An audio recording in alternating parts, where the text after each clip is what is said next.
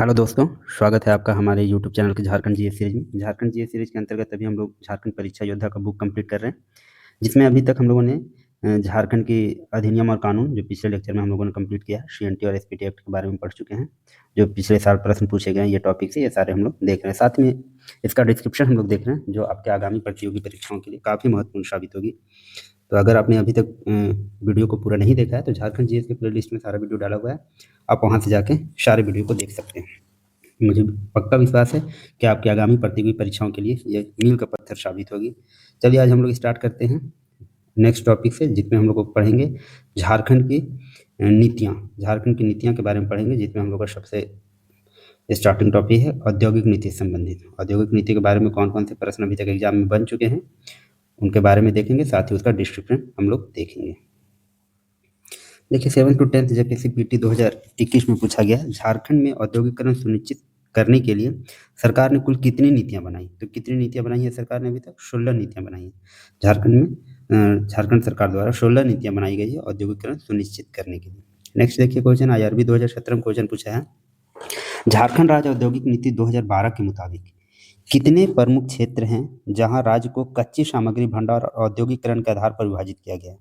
कितने प्रमुख क्षेत्रों में विभाजित किया गया है झारखंड को कच्ची सामग्री भंडार और औद्योगिकरण के आधार पर? ये क्वेश्चन पूछा गया है। तो कितने प्रमुख क्षेत्रों में विभाजित किया गया था? 8 प्रमुख क्षेत्रों में विभाजित किया गया। झारखंड राज्य औद्योगिक नीति 2012 के अनुसार राज्य को 8 वृहद खनिज क्षेत्रों में खनिज संपदा की प्राप्ति और औद्योगिकरण के आधार पर बांटा गया था। कौन कौन से क्षेत्र थे वो? एक पलामू गढ़वा क्षेत्र, ये क्या है, यहाँ पे लौह अयस्क के निक्षेप हैं, डोलामाइट है, कोयला है, ग्रेफाइट है, चाइना क्ले है और ग्रेनाइट क्षेत्र है। नेक्स्ट है लोहरदगा लातेहार औद्योगिक क्षेत्र, जिसमें बॉक्साइट के भंडार पर आधारित है। ये एल्युमिनियम उद्योग है और ऊर्जा की इकाई भी यहाँ पर है। तीसरा है कोडरमा हजारीबाग औद्योगिक क्षेत्र, इसमें अभ्रक आधारित उद्योग, ऊर्जा, सीमेंट, ग्लास, इस्पात धातु, टेलीकॉम, संचार, ये सारे आते हैं। नेक्स्ट है रांची औद्योगिक क्षेत्र, जिसमें मध्यम और बृहद उद्योग, सूचना प्रौद्योगिकी तथा खास प्रसंस्करण के क्षेत्र आते हैं।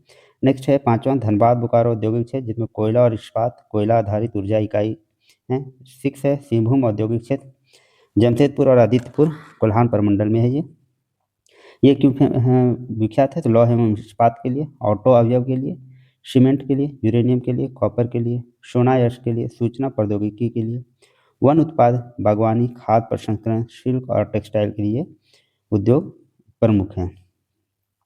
नेक्स्ट है 7वां घाटशिला औद्योगिक क्षेत्र, जो कॉपर और वन आधारित उद्योग के लिए प्रसिद्ध है। नेक्स्ट है देवघर, जसीडीह और संथाल परगना औद्योगिक क्षेत्र, जो oil mills, glass, steel, aromatic, medicinal plant, medicine, कोयला आधारित ऊर्जा इकाई और शिल्प कपड़ा उद्योग के लिए ये फेमस है। मतलब कुल मिला के 8 जो है प्रमुख क्षेत्रों में कच्ची सामग्री भंडार और उद्योग के आधार पर बांटा गया है झारखंड के क्षेत्रों को। नेक्स्ट देखिए क्वेश्चन, आईआरबी 2017 में क्वेश्चन पूछा गया है, झारखंड राज्य उद्योग नीति 2012 के मुताबिक निम्न में से कौन सी कच्ची सामग्री भंडार उद्योग घाटशिला औद्योगिक क्षेत्र से संबंधित है? देखिए घाटशिला औद्योगिक क्षेत्र अभी हम लोग देखें तो क्या है, यहाँ पे कॉपर और वन आधारित उद्योग है। ये देखिए यही क्वेश्चन पूछा गया, तो तांबा और वन आधारित उद्योग हो जाएगा। इसका डिस्क्रिप्शन देखते हैं, झारखंड की प्रथम औद्योगिक नीति 2001 की सफलताओं की बुनियाद पर झारखंड औद्योगिक नीति 2012 की घोषणा की गई। इस नीति का मुख्य उद्देश्य क्या था? वृहद उद्योगों, सूक्ष्म और लघु उद्योगों के बीच बेहतर संबंध स्थापित करना था, जो औद्योगिक नीति 2012 का मुख्य उद्देश्य था। इस नीति में औद्योगिक क्षेत्रीय विकास प्राधिकरण में कम से कम 1000 एकड़ भूमि अधिग्रहित करने का प्रावधान रखा गया था, जिसका 40% सूक्ष्म तथा लघु उद्योगों के लिए आरक्षित रखना था। और इस सूक्ष्म और लघु उद्योगों के लिए 40% और 60% क्या, तो वृहद उद्योगों के लिए। इस नीति के मुताबिक तांबा खनिज भंडार और वन आधारित उद्योग घाटशिला औद्योगिक क्षेत्र से संबंधित था। औद्योगिक नीति 2012। नेक्स्ट देखिए जेपीएससी बैकलॉग 2024 में क्वेश्चन पूछा गया है, झारखंड औद्योगिक नीति 2010 में कितना औद्योगिक क्षेत्र टाउनशिप सुविधा प्रदान करने के लिए चिन्हित किया गया? औद्योगिक क्षेत्र में कितना औद्योगिक क्षेत्र जो है टाउनशिप सुविधा प्रदान करने के लिए, तो 10% या अधिकतम क्या है 25 एकड़ भूमि जो होगा औद्योगिक क्षेत्र में वो टाउनशिप सुविधा प्रदान करने के लिए चिन्हित किया गया है। ये झारखंड औद्योगिक नीति 2010 में 10% या अधिकतम 25 एकड़ भूमि औद्योगिक क्षेत्र या टाउनशिप सुविधा प्रदान करने के लिए चिन्हित किया गया था।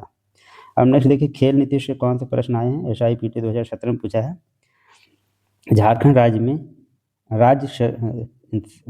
में सरकार की राज्य खेल नीति किस प्राधिकरण द्वारा लागू की जाती है? तो प्राधिकरण क्या है?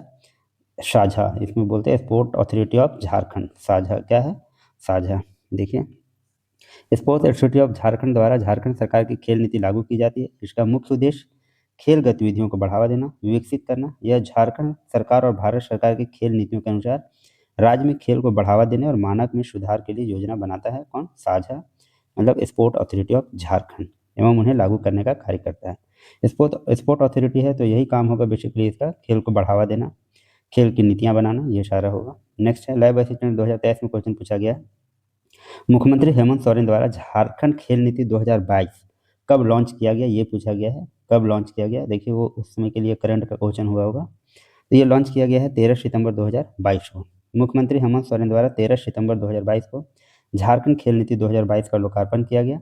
नई खेल नीति 5 साल के लिए लागू होगी। कितने साल के लिए लागू होगी, ये भी याद रखना आपको, 5 साल के लिए लागू होगी। नई नीति में खिलाड़ियों को 6,000 रुपये तक की छात्रवृत्ति, कितनी छात्रवृत्ति देने की घोषणा है? तो 6,000 रुपये, और पूर्व खिलाड़ियों को 10,000 रुपये तक मासिक पेंशन।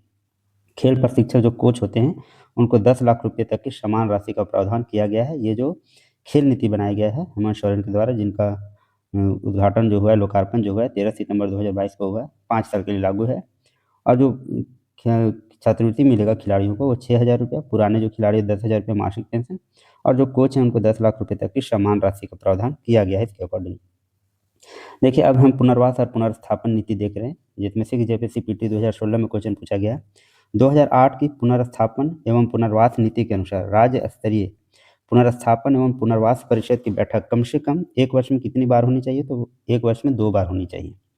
झारखंड की पुनर्स्थापन एवं पुनर्वास नीति 2008 का प्रकाशन झारखंड सरकार के गजट में कब? 25 जुलाई 2008 को किया गया। यह नीति कुल 9 अध्याय में विभाजित है। कितने अध्याय में विभाजित है? याद रखिएगा, 9 अध्याय में विभाजित है। इस नीति के तहत राज्य स्तर पर मुख्यमंत्री की अध्यक्षता में, राज्य स्तर पर क्या होगा? तो अध्यक्ष कौन होगा? मुख्यमंत्री। मुख्यमंत्री की अध्यक्षता में एक परिषद होगा जो पुनर्स्थापन और पुनर्वास समिति के क्रियान्वयन में के संबंध में परामर्श, समीक्षा एवं अनुश्रवण का कार्य करेगा। अध्यक्षता करेंगे मुख्यमंत्री। परिषद में संबंधित विभाग के मंत्री, राज्य के मुख्य सचिव तथा संबंधित विभाग के सचिव होंगे। इस परिषद में राष्ट्रीय स्तर के ख्याति प्राप्त विशेषज्ञ को सदस्य के रूप में रखा जा सकता है। राज्य स्तरीय पुनर्स्थापन और पुनर्वास परिषद की बैठक वर्ष में कम से कम कितनी बार होनी चाहिए? तो 2 बार होनी चाहिए। अब ये डिस्क्रिप्शन है आपके लिए बहुत इंपॉर्टेंट है, बिल्कुल ध्यान से देखते चलेंगे। आप किसी भी एग्जाम की तैयारी कर रहे हो, चाहे एक्साइज कांस्टेबल हो, कक्षपाल हो, जेटेट वगैरह जो भी, या फिर जेपीएससी की तैयारी करो, आपके लिए बहुत इंपॉर्टेंट है प्रीवियस ईयर क्वेश्चन को देखना और उनसे समझ लेना कि किस तरह के प्रश्न आपके एग्जाम में आते हैं। ये मैं पर्सनल एक्सपीरियंस के आधार पर आप लोगों को बता रहा हूँ।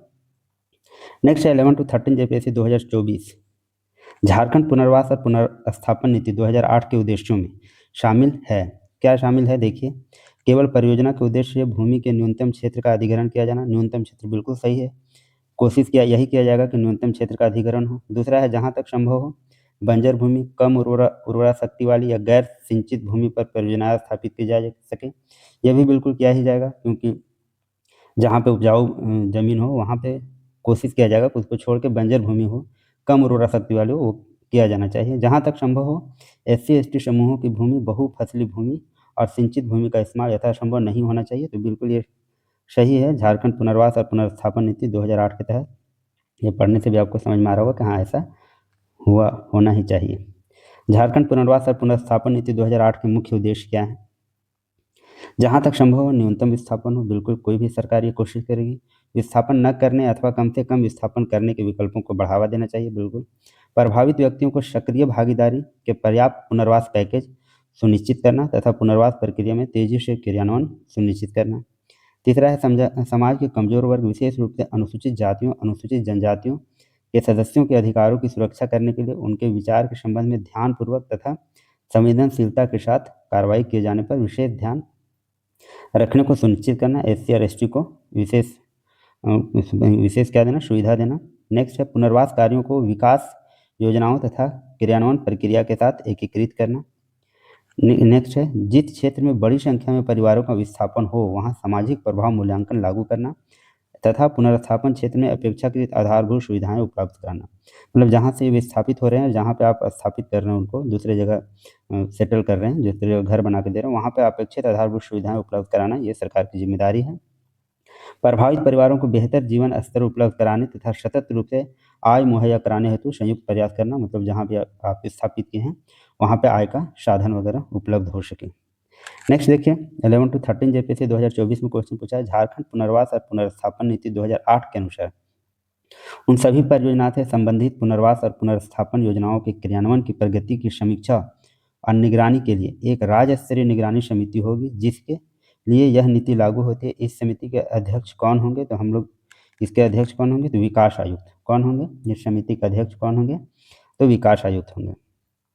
झारखंड पुनर्वास और पुनर्स्थापन नीति 2008 के अध्याय 9 में निगरानी तंत्र के प्रावधान का वर्णन है। किसमें है भाई? तो अध्याय 9 में निगरानी तंत्र के प्रावधान का वर्णन है, जिसके अनुसार राज्य स्तर पर मुख्यमंत्री अध्यक्षता, ये तो हम लोग देख लिए, और राज्य स्तरीय पुनर्स्थापन एवं पुनर्वास परिषद का गठन होगा।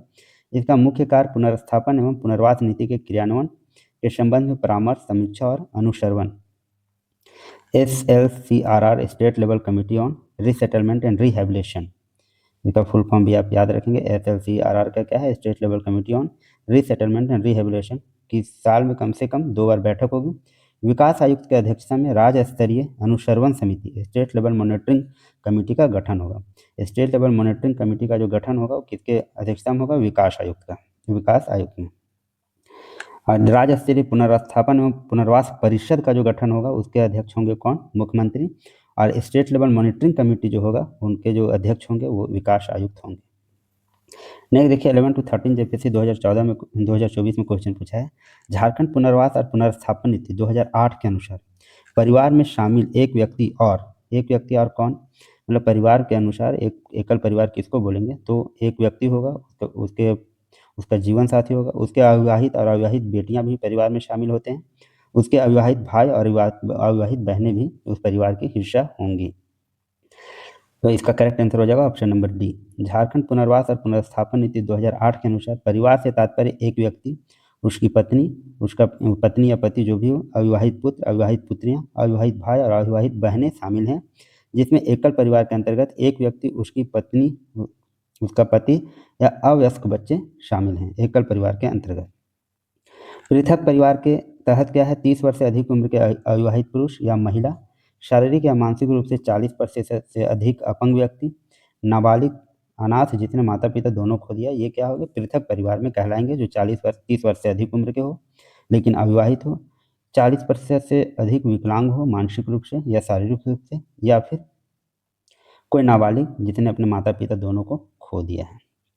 नेक्स्ट देखिए जेपीएससी बैकलॉग 2024 में क्वेश्चन पूछा है, झारखंड पुनर्स्थापन एवं पुनर्वास नीति 2008 की कौन सी धारा बताती है कि पुनर्वास और पुनर्स्थापन के लिए प्रशासक एक बेसलाइन सर्वेक्षण और जनगणना कराएगा? ये कौन सी धारा बोलती है? तो ये धारा बोलती है 6.3।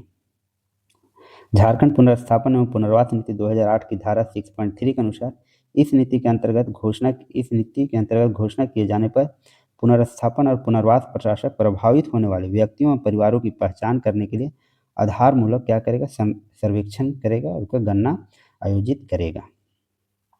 नेक्स्ट देखिए जेपीएससी बैकलॉग 2024 में क्वेश्चन पूछा है, झारखंड पुनर्स्थापन एवं पुनर्वास नीति 2008 SIA को किस प्रकार परिभाषित किया जाता है? ये SIA का फुल फॉर्म आपसे पूछा है।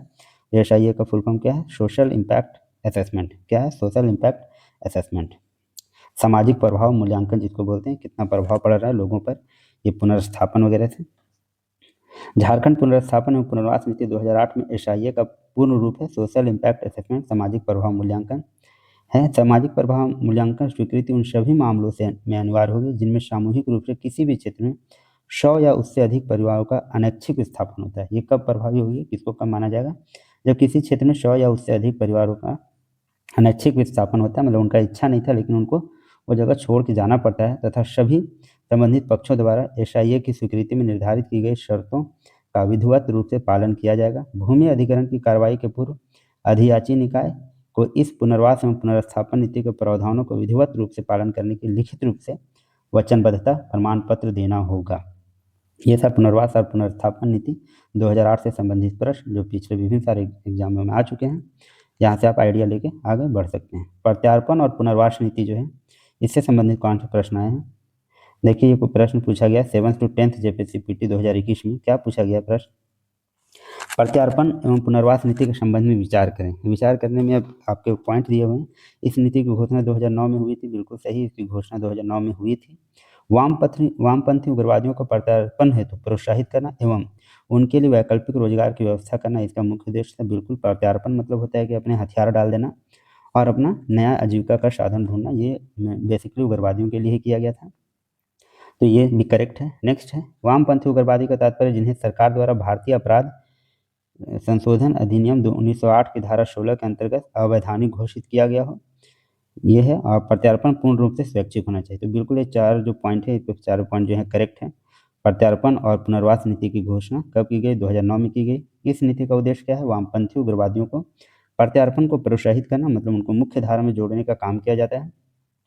प्रत्यार्पण कर चुके उग्रवादियों को समाज की मुख्य धारा में जोड़ते हुए उनके लिए वैकल्पिक रोजगार की भी व्यवस्था करना है, यह सरकार की जिम्मेदारी है, एवं आर्थिक सहायता उपलब्ध कराना है। यह योजना केवल उन्हीं उग्रवादियों पर लागू होगी जिन्हें उग्रवादी संगठन के दस्ते के सदस्य या उसके ऊपर के पद धारक के रूप में विशेष शाखा द्वारा पहचान की गई हो, मतलब उनका एक पहचान हो उग्रवादी संगठन में, उन्हीं के लिए लागू होगी। इसके तहत प्रत्यार्पण पूर्ण रूप से स्वैच्छिक तथा बिना किसी दबाव उग्रवादी संगठन की प्रेरणा से होना आवश्यक है। ये ऐसा नहीं, दबाव में नहीं होना चाहिए, स्वैच्छिक रूप से वो प्रत्यार्पण करे तभी उनको ये सारे बेनिफिट मिलेगा। पुनर्वास अनुदान 2,50,000 रुपये होगा। कितना रुपये दिया जाएगा? 2,50,000 रुपये, जिसमें 50,000 रुपये का भुगतान प्रत्यार्पण के उपरांत किया जाएगा, तुरंत उनको 50,000 रुपये दे दिया जाएगा। और 2,00,000 रुपये का भुगतान जो है 2 बराबर किस्तों में होगा, जिसमें पहली किस्त 1 वर्ष के बाद मिलेगी और दूसरी किस्त 2 वर्ष के बाद विशेष शाखा द्वारा उनकी गतिविधियों के छानबीन के पश्चात, क्योंकि प्रत्यार्पण के बाद उनका जीवन कैसा चल रहा है, वो फिर से वो गतिविधियों में संलिप्त तो नहीं हो गए, तो ये छानबीन के बाद फिर 1,00,000 रुपये 2 वर्ष के बाद दिया जाएगा। यह है प्रत्यार्पण और पुनर्वास नीति। अभी देखिए भूमि अधिग्रहण अधिनियम से संबंधित कुछ प्रश्न आए हैं। 11 to 13 जेपीएससी 2024 में पूछा है। भूमि अधिग्रहण पुनर्वास और पुनर्स्थापन अधिनियम 2013 के तहत सरकार भूमि अधिग्रहण पुनर्वास एवं पुनर्स्थापन प्राधिकरण स्थापित करता है। उस प्राधिकरण की संरचना से मिलकर बनती है। तो प्राधिकरण की संरचना किससे मिलकर बनती है? एक व्यक्ति से। भूमि अधिग्रहण पुनर्वास और पुनर्स्थापन में उचित मुआवजा और पारदर्शिता के आधार पर अधिकार अधिनियम 2013, संक्षेप में भूमि अधिकार ग्रहण कानून 2013 भी बोला जाता है इसको, 26 सितंबर 2011 को अधिनियमित किया गया था। इस कानून का मकसद उन जमीन मालिकों को उचित मुआवजा और पुनर्वास सुनिश्चित कराना है जिनकी जमीन का अधिग्रहण किया गया है। यह कानून भूमि अधिग्रहण के कारण लोगों के अनैच्छिक विस्थापन को कम करने की कोशिश करता है। इस अधिनियम के तहत सरकार भूमि अधिग्रहण पुनर्वास और पुनर्स्थापन प्राधिकरण स्थापित करता है, जिसकी संरचना एक व्यक्ति से मिलकर बनती है। नेक्स्ट देखिए जेपीएससी बैकलॉग 2024 में क्वेश्चन पूछा है, भूमि अर्जन पुनर्वास और पुनर्स्थापन में उचित प्रतिकर तथा पारदर्शिता अधिकार अधिनियम किस वर्ष अस्तित्व में आया? तो आया है 2013 में। नेक्स्ट देखिए जेपीएससी बैकलॉग 2024 में क्वेश्चन पूछा है, भूमि अधिग्रहण पुनर्वास एवं पुनर्स्थापन अधिनियम 2013, याद रखेंगे 2013 के तहत भूमि अधिग्रहण से संबंधित विवादों में निषेधाज्ञा जारी करने का अधिकार किस न्यायालय को है? तो इसमें भूमि अधिग्रहण से संबंधित विवादों में निषेधाज्ञा जारी करने का अधिकार किसी भी सिविल न्यायालय को नहीं है। नेक्स्ट क्वेश्चन देखते हैं। 11 to 13 जेपीएससी 2024 में क्वेश्चन पूछा है, भूमि अधिग्रहण पुनर्वास एवं पुनर्स्थापन अधिनियम 2013 के अनुसार निम्न में से किस धारा में अनुसूचित जाति तथा अनुसूचित जनजाति के लिए विशेष प्रावधान का वर्णन है? तो ये धारा है 41। कौन सी धारा है? 41, जिसमें अनुसूचित जाति और जनजाति का विशेष प्रावधान का वर्णन है। देखते हैं इसका डिस्क्रिप्शन। विस्थापन के विरुद्ध सुरक्षा के रूप में अनुसूचित जाति एवं अनुसूचित जनजाति के लिए भूमि अधिग्रहण पुनर्वास एवं पुनर्स्थापन अधिनियम 2013 की धारा 41 एवं 42 के अंतर्गत विशेष प्रावधान किए गए हैं जो उनके हितों की रक्षा करते हैं। धारा 41(1) के अनुसार क्या कहते हैं? जहां तक संभव हो अनुसूचित क्षेत्रों की भूमि कोई अधिग्रहण नहीं किया जाएगा, मतलब ये कोशिश किया जाए कि अनुसूचित क्षेत्रों की भूमि का अधिग्रहण ना हो। 41 का 2 बोलता है, इसके धारा के अनुसार जहां ऐसा अधिग्रहण होता भी है तो उसे केवल अंतिम उपाय के रूप में ही किया जाएगा, जब तक पॉसिबल हो उनको उनका अनुसूचित क्षेत्रों का जमीन जो है उनको छोड़ने का बात किया जा रहा है, और अगर अंतिम उपाय के रूप में वो है तभी उसका अधिग्रहण होगा। 41 का 3 बोलता है के अनुसार अनुसूचित क्षेत्रों में किसी भूमि अधिग्रहण या परिवर्तन के मामले ऐसे क्षेत्रों में भूमि अधिग्रहण के सभी मामलों में जिसमें अत्यावश्यकता के मामलों में अधिग्रहण भी शामिल है, इस अधिनियम या किसी अन्य केंद्रीय अधिनियम या तस्मय पर्वत राज अधिनियम के अंतर्गत अधिसूचना जारी करने से पूर्व संबंधित ग्राम सभा या पंचायतों या संविधान की 5वीं सूची के अंतर्गत अनुसूचित क्षेत्रों में उपयुक्त स्तर के स्वायत्त जिला परिषदों को पूर्व सहमति प्राप्त की जाएगी। मतलब ये 41 जो है ये अनुसूचित क्षेत्रों, अनुसूचित जाति और अनुसूचित जनजाति के जो ज़मीनों को अधिग्रहण से रक्षा का ये उपबंध है, जिसमें ये बोला गया है कि पहले तो उनके ज़मीन को कोशिश करना है कि अधिग्रहण ना हो, अंतिम उपाय के रूप में है तभी अधिग्रहण हो, और अधिग्रहण भी करना है तो क्या है कि सहमति लेना होगा, ग्राम सभा, पंचायत स्तर के जो भी होंगे उनसे सहमति लेना आवश्यक है। ये सारे उपबंध किए गए हैं किसके तहत? तो भूमि अधिग्रहण, पुनर्वास एवं पुनर्स्थापन अधिनियम 2013 के अंतर्गत। नेक्स्ट है जल नीति। जल नीति से कौन कौन से प्रश्न आए हैं अभी तक? SIPT 2017 में पूछा है झारखंड राज्य जल नीति कब अस्तित्व में आई? तो ये अस्तित्व में कब आई है? 2011 में। झारखंड राज्य जल नीति 2011 में अस्तित्व में आई। इस नीति का मुख्य उद्देश्य राज्य के जल संसाधनों के सतत विकास और इष्टतम उपयोग को प्रबंधन सुनिश्चित करना है। अर्थात यह नीति संस्था के अनुकूल क्षमताओं को संबोधित करता है। यह नीति पानी की उचित योजना, विचारशील उपयोग और टिकाऊ प्रबंधन का आह्वान करता है। कौन? तो जल नीति 2011 में आया जो। नेक्स्ट देखिए 7 to 10 JPSC 2021 में क्वेश्चन पूछा है झारखंड राज्य जल नीति 2011 क्या करता है? संस्था के अनुकूल क्षमताओं को संबोधित करता है। यही इसका करेक्ट आंसर है, संस्था की अनुकूलन क्षमताओं को संबोधित करता है। कौन? झारखंड जल नीति 2011। नेक्स्ट देखिए खनन नीति से संबंधित प्रश्न जो बने हुए हैं, IRB 2017 में क्वेश्चन पूछा है झारखंड मिनरल पॉलिसी के तहत खनन और खनिज क्षेत्र की गलत धारा कौन सी है? कौन सा गलत धारा है ये हम लोग को देखना है। प्रक्रियाओं को सरल बनाएं और खनन पट्टे को त्वरित मंजूरी दीजिए, ये सही है। खनन गतिविधियों में सार्वजनिक क्षेत्र की भागीदारी को प्रोत्साहित करना, ऐसा नहीं है, प्राइवेट क्षेत्र का भी भागीदारी को प्रोत्साहित किया जा रहा है। खनन गतिविधियों को आसान बनाने के लिए कुछ राहत प्रदान करें, विदेशी निवेश और तकनीकी सहयोग को प्रोत्साहित करें, यह है खनन नीति का उद्देश्य। झारखंड खनन नीति मिनरल पॉलिसी का उद्देश्य खनिज संसाधनों का इष्टतम उपयोग सुनिश्चित करना, विशाल खनिज क्षमता का विकास करना, सामाजिक आर्थिक विकास के लिए राजस्व उत्पन्न करना, राज्य की अर्थव्यवस्था को बढ़ावा देना और रोजगार के अवसरों को बढ़ाना है। इसके तहत निम्न प्रावधान किए गए हैं। क्या क्या किया गया? प्रक्रियाओं को सरल बनाएं, खनन पट्टे देने में तेजी लाएं, खनन गतिविधियों को आसान बनाने के लिए कुछ राहत प्रदान करें, राज्य के विभिन्न खनिजों की संसाधन सूची स्थापित करने के लिए आधुनिक अन्वेषण तकनीकों का उपयोग को प्रोत्साहित करें और SMDC के साथ संयुक्त उद्यम परियोजनाओं को प्रोत्साहित करें। खनन पट्टा आवेदन और परियोजना रिपोर्ट को 60 दिनों के भीतर निपटाएं। देखिए मतलब त्वरित कार्य करने के लिए ऐसा निर्देश दिया गया है। खनिज विकास सहित चयनित क्षेत्र में OCB और NRI द्वारा विदेशी निवेश और तकनीकी सहयोग प्रोत्साहित करना, खनन गतिविधियों में निजी क्षेत्र की भागीदारी को भी प्रोत्साहित करना शामिल है। लेकिन हम लोग का सेकंड ऑप्शन जो था क्या था? खनन गतिविधियों में सार्वजनिक क्षेत्र की भागीदारी प्रोत्साहित करना, ऐसा नहीं है, निजी क्षेत्र की भी भागीदारी प्रोत्साहित करना है। विदेशी निवेश को भी अट्रैक्ट किया जा रहा है ताकि टेक्नोलॉजी, नए से नए टेक्नोलॉजी का यूज किया जा सके खनन क्षेत्र में। नेक्स्ट है फिर निर्यात नीति। निर्यात नीति से संबंधित कौन से प्रश्न अभी तक पूछे जा चुके हैं? 7 to 10 JPSC 2021 में क्वेश्चन पूछा गया है झारखंड निर्यात नीति 2015 के संबंध में विचार करना है। इसका उद्देश्य निर्यात प्रोत्साहन के लिए अवसंरचनात्मक सुविधा का विकास करना है, बिल्कुल होगा। वैश्विक बाजार में सस्ती और गुणवत्तापूर्ण वस्तु उपलब्ध कराना, ये भी होगा। इस नीति की मदद से 2020 तक अखिल भारतीय निर्यात में झारखंड का योगदान 2% तक लाना है। और नेक्स्ट है निर्यात को बढ़ावा देने के लिए झारखंड निर्यात संवर्धन बोर्ड की स्थापना की गई है। तो ये सारे जो है फैक्ट सही है। 7 to 10 JPSC में पूछा गया तो क्या है कि झारखंड निर्यात नीति 2015 देश के कुल निर्यात में राज्य की हिस्सेदारी 2019 तक कितना परसेंट? 2%। जितने भी भारत से निर्यात होते हैं उसमें झारखंड की हिस्सेदारी 2% लाने का लक्ष्य रखा गया था। 2015 में अस्तित्व में आया था इस लक्ष्य के साथ। इस नीति का मुख्य उद्देश्य निर्यात में शीघ्र वृद्धि करने हेतु सरल, प्रभावी और सहयोगात्मक एवं उत्तरदायी व्यवस्था को लागू करना था।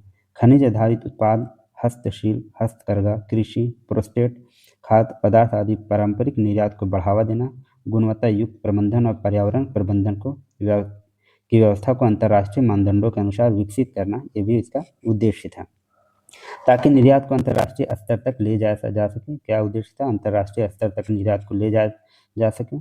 निर्यातकों के बीच वित्तीय सहायता पहुंचाना। इन उद्देश्यों की पूर्ति हेतु झारखंड सरकार अंतर्राष्ट्रीय व्यापार एकल खिड़की व्यवस्था, मजबूत एनालिटिकल डाटा, ई-गवर्नेंस, सार्वजनिक निजी भागीदारी तथा शोध एवं विकास कार्यक्रम को प्रोत्साहित करने हेतु प्रयासरत है।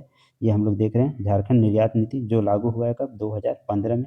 मुख्य उद्देश्य क्या था? तो 2019 तक 2% आपका जो है निर्यात में भागीदारी हो झारखंड राज्य की।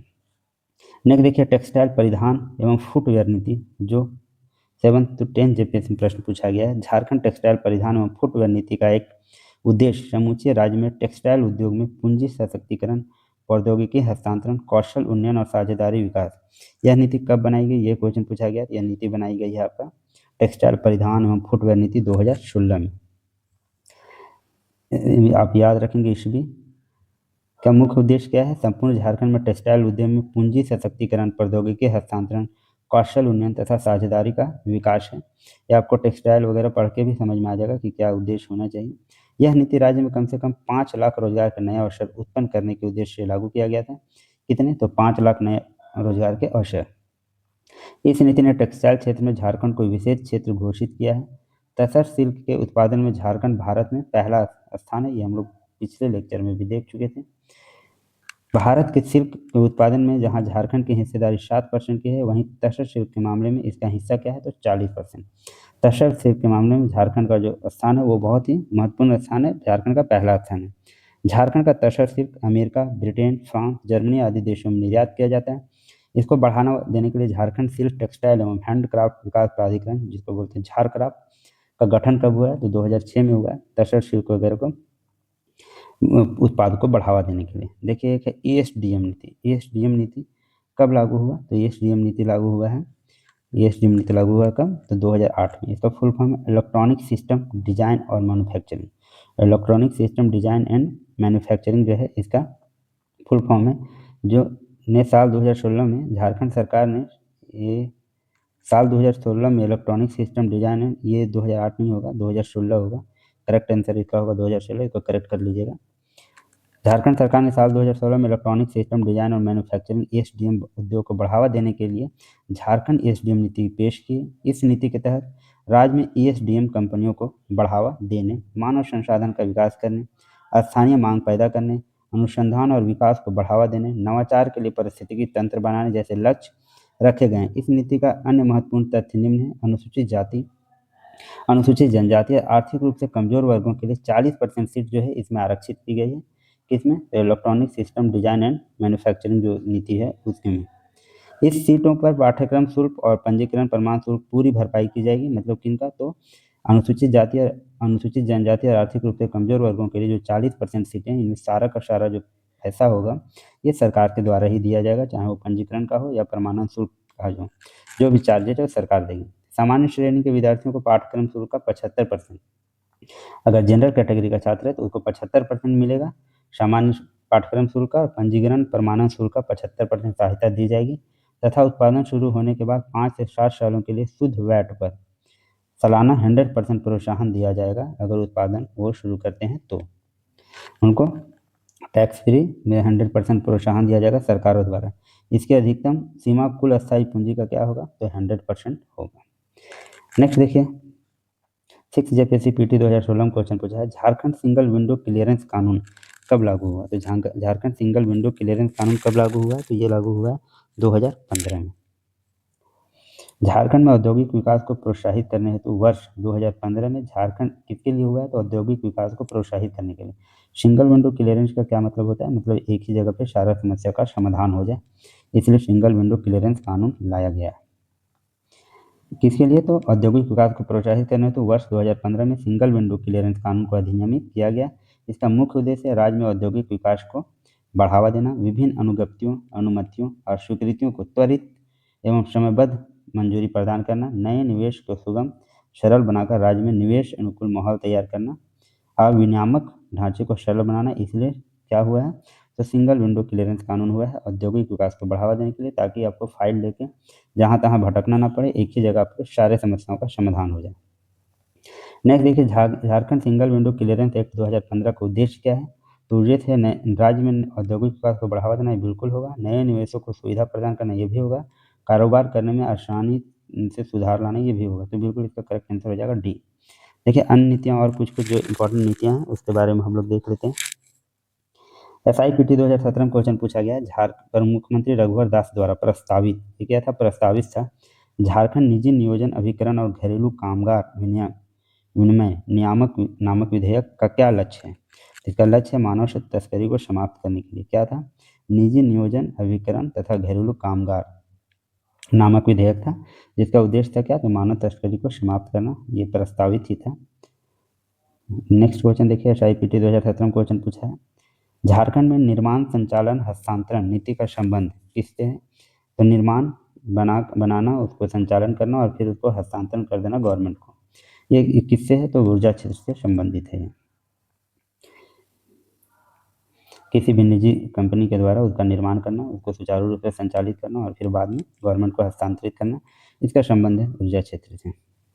LDDY कलेक्टर 2006 में क्वेश्चन पूछा गया है, झारखंड विजन 2010 में कितने सूत्र हैं? तो 2010 में कितने? 27 सूत्र हैं, ये क्वेश्चन पूछा गया था। 11 to 13 JPSC PT 2024 में क्वेश्चन पूछा गया है, Jharkhand vision and action plan 2021 ने 2020 तक 25,000 बुनकरों के लिए रोजगार सृजित करने हेतु एक मेगा हैंडलूम क्लस्टर स्थापित करने का प्रस्ताव किस जिले में किया है? तो मेगा हैंडलूम क्लस्टर का स्थापना किया जाएगा आपका गोड्डा जिले में।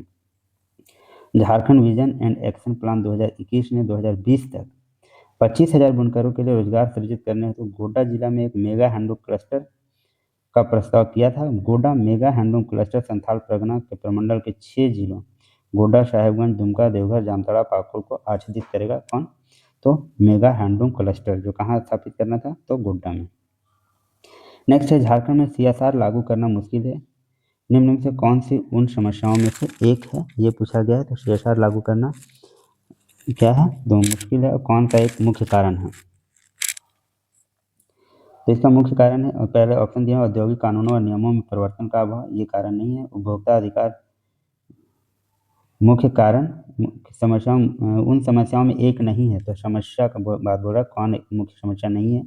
औद्योगिक कानून नियमों में परिवर्तन का अभाव, ये समस्या है। उपभोक्ता अधिकार समूहों की अनुपस्थिति, ये भी समस्या है। कृषि भूमि की प्रचुर मात्रा की उपलब्धता, ये तो बिल्कुल समस्या हो ही नहीं सकती। नियामक और निकाय में भ्रष्टाचार का उच्च स्तर। तो देखिए, झारखंड की पहली corporate social responsibility policy CSR जिसको बोल रहे हैं, कॉर्पोरेट सोशल रिस्पॉन्सिबिलिटी पॉलिसी की घोषणा 4 फरवरी 2021 को की गई। इस नीति का मुख्य उद्देश्य क्या है? CSR निवेश को आकर्षित करने हेतु उचित वातावरण तैयार करना तथा विभिन्न विकासात्मक चुनौतियों को निपटने के लिए सर्वश्रेष्ठ प्रबंधन व्यवहार अपनाना, ये CSR का मुख्य उद्देश्य था। 7 to 10 JPSC PT 2021 में क्वेश्चन पूछा गया, झारखंड उचित मुआवजा एवं पारदर्शी पुनः स्थापन एवं पुनः बंदोबस्ती संशोधन अधिनियम 2017 प्रभावी कब से माना जाएगा? ये क्या है? देखिए, उचित मुआवजा एवं पारदर्शी भू अर्जन पुनः स्थापन एवं पुनः बंदोबस्ती संशोधन अधिनियम, ये नाम है इसका, 2017 में हुआ है। तो कब से ये प्रभावी माना जाएगा? प्रभावी माना जाएगा 1 जनवरी 2014 से। झारखंड उचित मुआवजा एवं पारदर्शी भू अर्जन पुनः स्थापन एवं पुनः बंदोबस्ती संशोधन अधिनियम 2017 1 जनवरी 2014 से ही प्रभावी माना जाएगा। संशोधित अधिनियम की धारा 10A स्कूलों, कॉलेजों, विश्वविद्यालयों, अस्पतालों, पंचायत भवनों, आंगनबाड़ी केंद्रों, रेल, सड़क, जलमार्ग, विद्युतीकरण परियोजनाओं, सिंचाई परियोजनाओं, आर्थिक रूप से कमजोर वर्गों के लिए आवास, जल पूर्ति, पाइपलाइन प्रसारण एवं अन्य सरकारी भवनों को सामाजिक प्रभाव मूल्यांकन करने से प्रभावित लोगों की सहमति लेने और खास सुरक्षा सुनिश्चित करने सहित सरकारी और संरचनाओं परियोजनाओं को छूट प्रदान करती है। मतलब ये ऊपर जो जितने भी कार्य अंकित हैं, जितने भी डिपार्टमेंट के बारे में जिक्र किया गया, इसके लिए आप जमीन जो है ले सकते हैं। इस अधिनियम के तहत PPP परियोजनाओं और निजी परियोजनाओं के लिए प्रभावित परिवारों को क्रमशः 70% और 80% सहमति जो प्रदान करना था, उससे भी छूट दे दिया गया है कि कोई सहमति वगैरह नहीं लेना है। अगर आप उपरोक्त परियोजनाओं पर कार्य कर रहे हैं तो आप जमीन का अधिग्रहण कर सकते हैं। नेक्स्ट है, JPSC बैकलॉग 2024 में क्वेश्चन पूछा है, झारखंड स्वैच्छिक भूमि अधिग्रहण नियम किस वर्ष अस्तित्व में आया? तो स्वैच्छिक भूमि अधिग्रहण अधिनियम अस्तित्व में आया है 2010 में। नेक्स्ट देखिए, PGT 2023 में क्वेश्चन पूछा है, झारखंड ने अगस्त 2023 में एक विधेयक पारित किया ताकि यह सुनिश्चित किया जा सके कि प्रतियोगी परीक्षाएं नकल की घटना के बिना आयोजित की जाए और उल्लंघन करने पर पहली बार के लिए कितना वर्ष तक का सजा था? तो पहली बार के लिए 3 वर्ष का सजा, कैद और 5 लाख रुपए तक का जुर्माना हो सकता है। ये ऐसा नियम बनाया गया है, लेकिन आपको भी पता है धरातल पर ये कितना सच है। नेक्स्ट देखिए, इसके बारे में डिटेल देखते हैं हम लोग। झारखंड विधानसभा ने 3 अगस्त 2023 को झारखंड प्रतियोगिता परीक्षा भर्ती में अनुचित साधनों की रोकथाम व निवारण उपाय विधेयक 2023 पारित किया था। इस विधेयक का मकसद परीक्षाओं में होने वाली धोखाधड़ी को रोकना है। इस विधेयक में सशक्त प्रावधानों का प्रस्ताव है, जिसमें 10 करोड़ रुपये तक का जुर्माना और 10 साल की जेल या आजीवन कारावास तक की सजा शामिल है। इस विधेयक राज्य लोक सेवा आयोग, कर्मचारी चयन आयोग, भर्ती समितियों, राज्य सरकार के लोक उपक्रमों, निगमों और निकायों द्वारा आयोजित की जाने वाली परीक्षा पर लागू होगी। इस विधेयक के तहत अगर कोई परीक्षार्थी नकल करते हुए पहली बार पकड़ा जाता है, नकल करते हुए पहली बार पकड़ा जाता है तो उसे 1 साल की जेल और 5 लाख रुपये तक का जुर्माना देना होगा। अगर दूसरी बार पकड़ा जाता है तो 3 साल की जेल और 10 लाख रुपये जुर्माना देना होगा। न्यायालय द्वारा सजा होने पर संबंधित परीक्षार्थी 10 साल तक प्रतियोगी परीक्षा में शामिल नहीं हो सकता। परीक्षा की प्रक्रिया में शामिल किसी कंपनी या एजेंसी द्वारा परीक्षा की गोपनीयता भंग करने, प्रश्न पत्र लीक करवाने वाले को कम से कम 10 साल की सजा का प्रावधान किया गया है। इसके अलावा अगर कोई व्यक्ति प्रिंटिंग प्रेस, परीक्षा संचालन के लिए अनुबंधित या प्रबंध तंत्र से षड्यंत्र करता है तो उसे 10 साल की जेल और 10 करोड़ रुपये का जुर्माना देना होगा। अगर कोई परीक्षार्थी परीक्षा के बाद प्रश्न पत्र लूटता है, चोरी करता है या ओएमआर शीट नष्ट करता है, 10 साल की जेल और 2 करोड़ रुपये का जुर्माना देना होगा। अगर कोई संगठित अपराध में परीक्षा प्राधिकरण के साथ षड्यंत्र करता है तो उसे भी 10 साल की जेल और 10 करोड़ रुपये जुर्माना देना होगा। ये नया नियम बनाया गया परीक्षा संबंधित, हम लोगों के लिए इम्पोर्टेंट है, ये पढ़ना तो जरूरी है। हालांकि धरातल पर क्या है वो आपको भी अच्छे से पता है। आइए अब हम लोग नेक्स्ट टॉपिक की तरफ मूव करते हैं, जो है टॉपिक नंबर 10 है परीक्षा योद्धा बुक का, जिसका नाम है आपदा प्रबंधन। आज हम लोग अब नेक्स्ट टॉपिक पढ़ते हैं, आपदा प्रबंधन। अभी तक हम लोगों ने झारखंड की प्रमुख नीतियों के बारे में इस लेक्चर में देख चुका है। ये हम लोग आगे आपदा प्रबंधन के बारे में पढ़ने वाले हैं। तो आइए देखते हैं इसे कौन कौन से प्रश्न अभी तक पूछे गए एग्जाम में, और साथ ही उसका व्याख्या को भी देखने का कोशिश करेंगे हम लोग। 11 to 13 जेपीएससी 2024 में पूछा गया है, निम्नलिखित में से कौन सा आपदा प्रतिक्रिया का उद्देश्य नहीं है? आपदा प्रतिक्रिया का उद्देश्य नहीं है, ये पूछा गया है। तो ऑप्शन दिए गए थे, सुभेद्यता आकलन, मानव जीवन की सुरक्षा तथा बचाव, ये तो होगा ही, आपातग्रस्त लोगों को राहत एवं अस्थायी आवास, ये भी होगा, आधारभूत संरचना की पुनर्स्थापना एवं रखरखाव, ये सारे काम हो गए। सुभेद्यता आकलन नहीं किया जाएगा आपदा प्रतिक्रिया के दौरान, जैसी भी सिचुएशन हो। ये मेन काम है कि मानव जीवन का सुरक्षा तथा बचाव है, राहत सामग्री को पहुंचाना, अस्थायी आवास उन लोग को देना और पुनर्स्थापना एवं रखरखाव का कार्य किया जाएगा। देखते हैं इसका व्याख्या। आपदा प्रतिक्रिया का मुख्य उद्देश्य आपातकालीन सेवाओं को तुरंत लागू करके समुदाय के जीवन, स्वास्थ्य और संपत्ति को बनाए रखना या सुधारना है। आपदा प्रतिक्रिया में लोगों को जीवित रखने, उनके स्वास्थ्य सुधार और उनके मनोबल का समर्थन करने के लिए तत्काल मदद प्रदान की जाती है। तत्काल मदद देना है, ये सिचुएशन के बारे में सोचने का समय यहाँ पे नहीं होता है। इसमें विशिष्ट लेकिन सीमित सहायता शामिल हो सकती है, जैसे शरणार्थियों को परिवहन, अस्थायी आश्रम, भोजन में मदद करना। आपदा प्रतिक्रिया के कुछ उदाहरण हैं, ये सारे मुख्य काम हैं। परिवहन का व्यवस्था करना, अस्थायी आश्रम, भोजन वगैरह का उपलब्ध कराना, ये आपदा प्रतिक्रिया के कुछ उदाहरण है। आपातकालीन चिकित्सा देखभाल, खोज और बचाव, पूरक बिजली प्रदान करना। आपदा प्रतिक्रिया आपदा के नकारात्मक प्रभाव को कम करने के लिए की जाने वाली कार्रवाई है। आपदा प्रतिक्रिया क्या है? तो आपदा के दौरान जो नकारात्मक प्रभाव हुए हैं उनको कम करने के लिए उठाया जाने वाला कदम है आपदा प्रतिक्रिया के दौरान। इसमें आपदा से पहले उठाए जाने वाले कदम भी शामिल है, ताकि आपदा आने पर आप अचानक से हैरान ना हो और आपको पता हो कि आपदा आने पर कैसी प्रतिक्रिया करनी है। ये प्रश्न पूछा गया था। नेक्स्ट देखिए, 11 to 13 जेपीएससी 2024 में प्रश्न पूछा गया, निम्न में से कौन सी संस्था झारखंड में बाढ़ आपदा के संबंध में तकनीकी एवं उपयोगी सूचना देने का कार्य करता है? तो कौन सा है ये? तो झारखंड स्पेस एप्लीकेशन सेंटर। ये क्या करता है? तो बाढ़ आपदा के संबंध में तकनीकी एवं उपयोगी सूचना प्रदान करता है, झारखंड स्पेस एप्लीकेशन सेंटर। इसका व्याख्या देखते हैं। झारखंड पठारी क्षेत्र में आता है, हम लोग जानते हैं, जिसके कारण यहाँ बाढ़ की समस्या तो बिल्कुल कम है, लेकिन 2 जिले जो हैं, साहेबगंज जिला और गोड्डा जिला जो है वो बाढ़ की समस्या से, ये गंगा नदी के किनारे है, गंगा नदी सटा हुआ है, बाढ़ से प्रभावित है। रांची, जमशेदपुर एवं सरायकेला अनियोजित नगरीकरण अच्छे से नहीं हुआ है, जिसके कारण यहाँ पे वर्षा का पानी जो है भर जाता है। अनियोजित नगरीकरण रांची, जमशेदपुर और सरायकेला जो है के कारण अचानक आई बाढ़ से प्रभावित हैं। कौन कौन? रांची, जमशेदपुर और सरायकेला। यहाँ पे क्या है? अनियोजित नगरीकरण है। झारखंड सरकार के सूचना प्रौद्योगिकी विभाग के तहत झारखंड अंतरिक्ष उपयोग केंद्र JSAC वर्ष 2003 में स्थापित एक प्रमुख सुदूर संवेदन केंद्र है। कब स्थापित हुआ ये याद रखेंगे तो 2003 में। JSSC Jharkhand space application centre, या फिर आप उसको झारखंड अंतरिक्ष उपयोग केंद्र बोल सकते हैं, जिसकी अंतरिक्ष अनुप्रयोग गतिविधियां राज्य के समग्र विकास के लिए अग्रणी भूमिका निभा रही है। किसकी? JSSC की। देखिए कुछ कुछ संस्थान दिए हुए हैं, कहाँ स्थित है ये बताया गया और किस प्रयोजन के लिए, किस कार्य के लिए।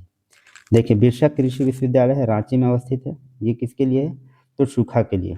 ISM जो है ये धनबाद में है, ये खनन के लिए है, खनन कार्य के लिए। BIT जो है, BIT मित्र रांची में है, भूकंप के लिए इसका प्रयोजन है, इसका उपयोग भूकंप के लिए।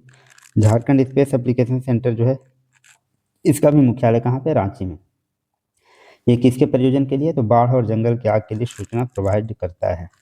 एक मेकॉन है जो रांची में है, यह औद्योगिक आपदा के लिए इसका स्थापना किया गया है। तो ये आप संस्थान का नाम और उसकी अवस्थिति और उसके किस उपयोग के लिए किया गया है इसका स्थापना, ये भी याद रखने का कोशिश करेंगे।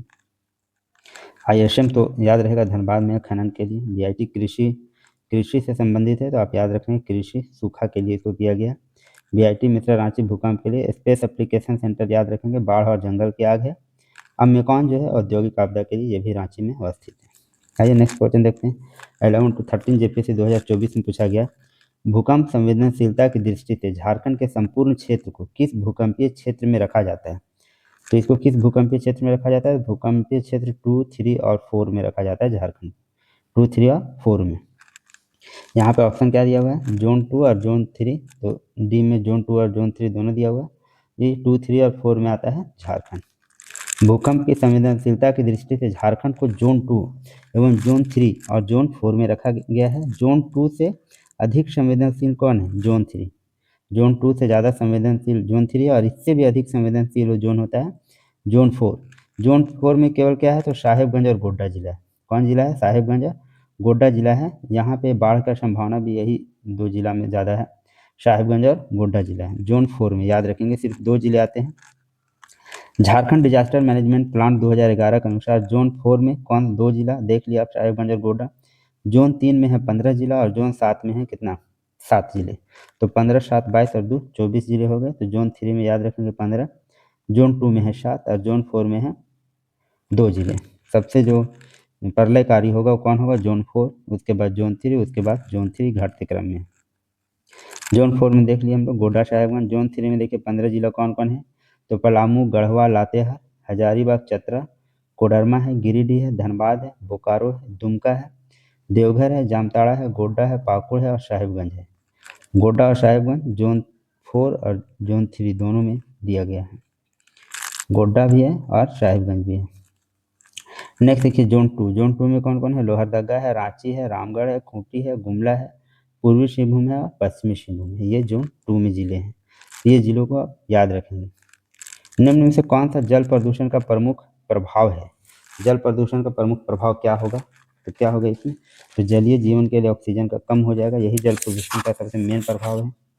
जलीय जीवन के लिए ऑक्सीजन क्या होगा? कम हो जाएगा। इसका डिस्क्रिप्शन देखते हैं। जब नदियों, नहरों, झीलों, समुद्र तथा अन्य जल निकाय में विषैले पदार्थ प्रवेश करते हैं और इनमें घुल जाते हैं अथवा पानी में पड़े रहते हैं या नीचे इकट्ठे हो जाते हैं, जिससे परिणाम स्वरूप जल क्या हो जाता है? प्रदूषित हो जाता है। किसके कारण? तो विषैले पदार्थ इसमें घुल जाएंगे या फिर पानी में मिल गए, नीचे पड़े हुए, उसके कारण जल प्रदूषित हो जाता है। इससे जल की गुणवत्ता में क्या होगी? कमी आ जाएगी तथा जलीय पारिस्थितिकी प्रणाली प्रभावित होती है। जलीय पारिस्थितिकी प्रणाली मतलब जितने भी जीव जंतु रहते हैं वो प्रभावी होंगे ही जो जल में रहते हैं। जल प्रदूषण से व्यक्ति ही नहीं अपितु पशु, पक्षी एवं मछली भी प्रभावित होती है। प्रदूषित जल पीने पुनः सृजन, कृषि तथा उद्योगों के लिए भी उपयुक्त बिल्कुल नहीं होगा। संदूषित जल जलीय जीवन को समाप्त कर देगा, बिल्कुल कर देगा, तथा इसकी प्रजनन शक्ति को छीन करता है। इससे जलीय जीवन में ऑक्सीजन की कमी होने लगेगी। साथ ही अनेक प्रकार की बीमारियां भी उत्पन्न होगी जल प्रदूषण से। नेक्स्ट देखिए, JPSC बैकलॉग 2024 में क्वेश्चन पूछा, किस खान में विकिरण प्रदूषण सर्वाधिक है? तो विकिरण प्रदूषण सर्वाधिक कहाँ पे है? जादूगढ़ में। क्या है जादूगढ़ में? यूरेनियम की खान। यूरेनियम से रेडिएशन ज़्यादा निकलता है, इसके कारण विकिरण प्रदूषण सर्वाधिक कहाँ पे है? तो जादूगढ़ की खान। पूर्वी सिंहभूम जिला में स्थित है कौन? जादूगढ़ यूरेनियम की खान। विकिरण प्रदूषण सर्वाधिक पाया जाता है। यूरेनियम खदानों से निकलने वाले रेडियोधर्मी कचरे से लगभग 50,000 लोग जो है खतरे में हैं। इनमें से ज़्यादातर किस समुदाय से? आदिवासी समुदाय के लोग हैं और वे विकिरण से जुड़ी गंभीर स्वास्थ्य समस्याओं से पीड़ित हैं। इन क्षेत्रों में रहने वाली लगभग 1/3 महिलाएं जो है, देखिए 1/3 महिलाएं प्रजनन क्षमता की कमी से पीड़ित है। क्यों? किसके कारण? तो यूरेनियम के रेडिएशन के कारण। इस क्षेत्र में गर्भपात या मृत शिशुओं के जन्म की दर भी बहुत ज़्यादा है। गर्भपात भी बहुत ज़्यादा हो रहा है और मृत शिशु का जन्म हो रहा है, ये बहुत ज़्यादा है। कहाँ पे? तो हम लोग देख रहे हैं पूर्वी सिंहभूम जिला के जादूगढ़ यूरेनियम खान के बारे में पढ़ रहे हैं, जहाँ पे यूरेनियम का खान है उससे रेडिएशन निकलता है। लोगों के स्वास्थ्य संबंधित अनेक समस्याओं का सामना करना पड़ रहा है। महिलाओं का प्रजनन क्षमता कम होते जा रही है, गर्भपात हो रहा है, मृत बच्चों का जन्म हो रहा है। यहाँ रहने वाले गाय भैंस जैसे जानवर भी दुर्लभ बीमारियों से पीड़ित हैं। विदित हो कि झारखंड के जादूगढ़ में भारत का सबसे पुराना यूरेनियम खान, यह खान कब से काम कर रहा है? तो 1967 से। कब से कर रहा है? 1967 से। सबसे अधिक रेडिएशन जो है, रेडियोधर्मी विकिरण का जो हम लोग प्रभाव देखे थे, विकिरण प्रदूषण सर्वाधिक तो कहाँ होगा? जादूगढ़ यूरेनियम खान में। नेक्स्ट देखिए, जेपीएससी बैकलॉग 2024 में प्रश्न पूछा गया, दामोदर नदी को प्रदूषित करने में निम्न में से कौन सा एक जिम्मेवार नहीं है? ऐसा पूछा गया है। औद्योगिक अपशिष्ट तो होंगे, दामोदर डीवीसी के किनारे दामोदर वैली कॉर्पोरेशन जो है, दामोदर घाटी निगम, उसके किनारे बहुत सारे औद्योगिक क्षेत्र हैं। कोयले का भी पट्टी बहुत ज़्यादा है, बहुत ज़्यादा कोयला खनन एरिया है। ताप विद्युत कारखानों का धूल भी, ये तीनों होंगे। तेल का रिसाव जो है, ये प्रमुख कारण नहीं है दामोदर नदी को प्रदूषित करने में। दामोदर नदी आज देश की सर्वाधिक प्रदूषित नदियों में से एक है, जिसका श्रेय इसको तटों पर उगाए कई उद्योगों को जाता है। बहुत सारे उद्योग जो हैं इसके किनारे पे अवस्थित हैं। दामोदर घाटी में ज़्यादातर कोयला आधारित उद्योग हैं, बिल्कुल हैं। साथ ही सरकारी स्वामित्व वाली कोल वाशरी, कोयला वाशरी, कोक ओवन प्लांट, देश के प्रमुख लोहा और इस्पात संयंत्र, thermal power plant, zinc, glass और सीमेंट प्लांट यहाँ स्थित हैं। यहाँ प्रदूषण खदान के ओवरबर्डन, फ्लाई ऐश, तेल, जहरीली धातुओं और कोयलों की धूल के कारण ये दामोदर नदी अत्यधिक प्रदूषित होते जा रहा है। नेक्स्ट देखिए, क्वेश्चन 6 जेपीएससी पीटी 2016 में क्वेश्चन पूछा गया, आपदा प्रबंधन के ज्ञान सह प्रदर्शन केंद्र सृजन का मुख्य कार्य क्या है? ज्ञान सह प्रदर्शन केंद्र सृजन का मुख्य कार्य क्या है? तो पहला हो गया ज्ञान सह प्रदर्शन केंद्र, जागरूकता फैलाए गए है, स्थानीय आवश्यकता के आधार पर जानकारी प्रदान करना, ये सारे जो इसके मुख्य कार्य हैं। किसके? आपदा प्रबंधन के ज्ञान सह प्रदर्शन केंद्र। आपदा प्रबंधन के ज्ञान सह प्रदर्शन केंद्र, जिसे सृजन भी कहते हैं, सृजन का गठन झारखंड आपदा प्रबंधन योजना के तहत की गई थी।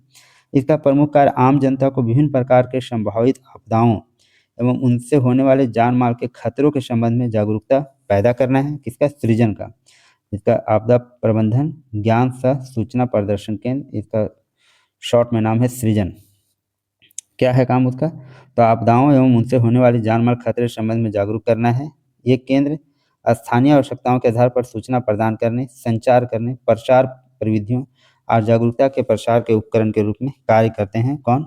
तो सृजन, जिसका आपदा प्रबंधन ज्ञान सह सूचना प्रदर्शन केंद्र। नेक्स्ट देखिए, 6 जेपीएससी पीटी 2016 में प्रश्न क्या पूछा गया है, इनमें से किस वर्ष झारखंड राज्य वर्षा की कमी के कारण गंभीर सूखे का अनुभव किया था? कब हुआ था ऐसा कि वर्षा की कमी के कारण गंभीर सूखे का अनुभव किया था? तो ये साल था 2010। सूखा एक धीमी गति से शुरू होने वाली आपदा है, जिसकी विशेषता क्या है? तो वर्षा की कमी। वर्षा कम होगा तो सूखा आएगा, जिसके परिणाम स्वरूप पानी की कमी होती है। सूखे की अर्थव्यवस्थाओं, स्वास्थ्य, कृषि, ऊर्जा और प्राकृतिक एवं भौतिक पर्यावरण पर गंभीर प्रभाव पड़ता है, बिल्कुल पड़ता है। झारखंड के उत्तरी पश्चिमी हिस्से में सूखा कई बार आपदा का रूप धारण कर लेती है, जिसके कारण लातेहार हो गया, पलामू हो गया, गढ़वा हो गया, चतरा हो गया, लोहरदगा जिलों की अर्थव्यवस्था पर प्रतिकूल प्रभाव पड़ता है सूखा हो जाने के कारण। झारखंड का पलामू जिला सूखे की दृष्टि से सर्वाधिक संवेदनशील है। याद रखेंगे कौन सा जिला सर्वाधिक संवेदनशील है झारखंड में? तो पलामू जिला। 2010 में झारखंड गंभीर सूखे से प्रभावित रहा। इस वर्ष राज्य के 24 में से 12 जिले गंभीर सूखे की चपेट में रहे। ये कब की बात है? 2010 का। गंभीर सूखे से प्रभावित रहा था 12 जिले, ठीक है, 12 जिले झारखंड के। नेक्स्ट देखिए, 11 to 13 जेपीएससी 2024 में प्रश्न क्या पूछा गया, निम्न में से कौन सा झारखंड का सर्वाधिक सूखाग्रस्त जिला है? अभी हम लोगों ने ऊपर देखा कि सर्वाधिक सूखाग्रस्त जिला कौन है? पलामू है। तो करेक्ट आंसर हो जाएगा क्या? पलामू। सुखाड़ झारखंड की एक गंभीर समस्या है। सामान्य से 25% वर्षा अगर कम हो गई तो हो गया सामान्य सूखा। अगर 25 से 50% वर्षा कम हुई, सामान्य से अगर 25% वर्षा कम हुई सामान्य सूखा, और 25% से 50% अगर वर्षा कम हुई तो मध्यम सूखा होगा, और अगर 50% से भी कम वर्षा हो गई तो गंभीर सूखा की स्थिति होती है। झारखंड में आर्कियन युग के चट्टान अधिकतर क्षेत्रों में पाए जाते हैं। किस युग के चट्टान है? आर्कियन युग के चट्टान। जिसमें प्रॉब्लम क्या है? तो छिद्र की कमी होती है, जिसके कारण वर्षा का पानी अल्प मात्रा ही जमीन के नीचे भूजल के रूप में संरक्षित हो पाता है। छिद्र उसमें बहुत कम है आर्कियन युग के चट्टानों में, जिसके कारण भूजल के रूप में संरक्षित कम हो पाता है पानी।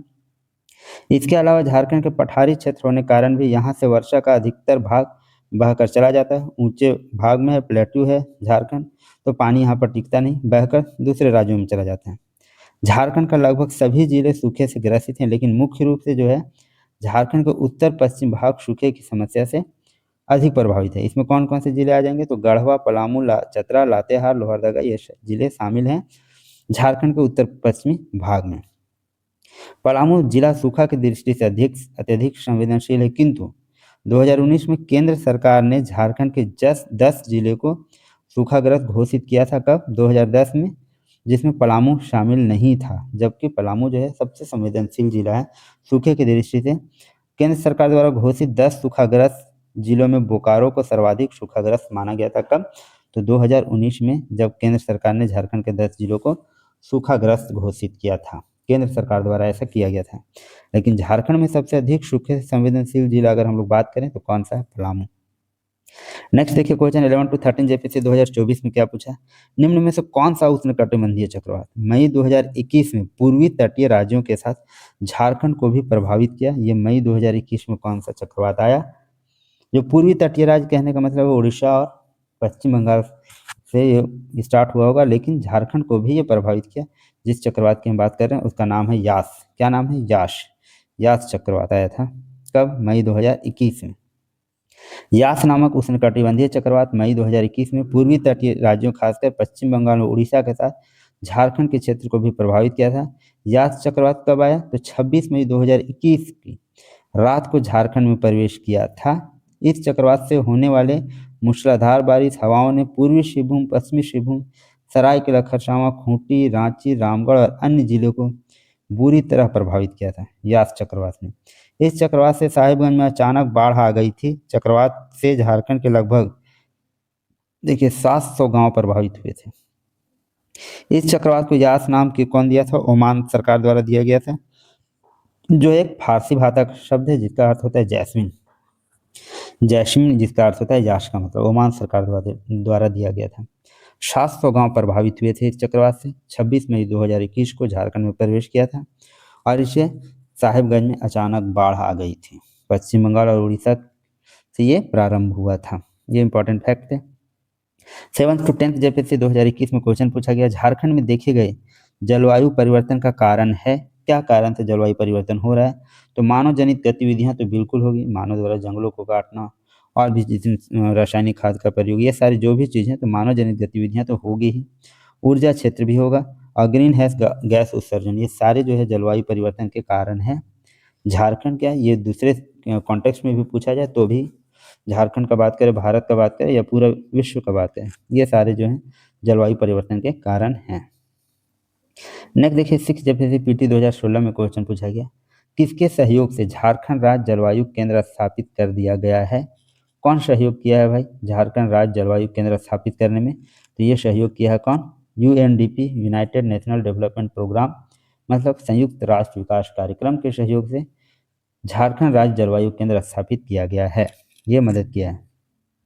झारखंड राज्य जलवायु केंद्र की स्थापना संयुक्त राष्ट्र विकास कार्यक्रम यूएनडीपी के सहयोग से किया गया है। सरकार को जलवायु परिवर्तन से निपटने और अनुकूलन के बारे में सलाह देने के लिए क्या हुआ है? झारखंड राज्य जलवायु परिवर्तन सेल JSCCC का गठन किया गया है। क्या?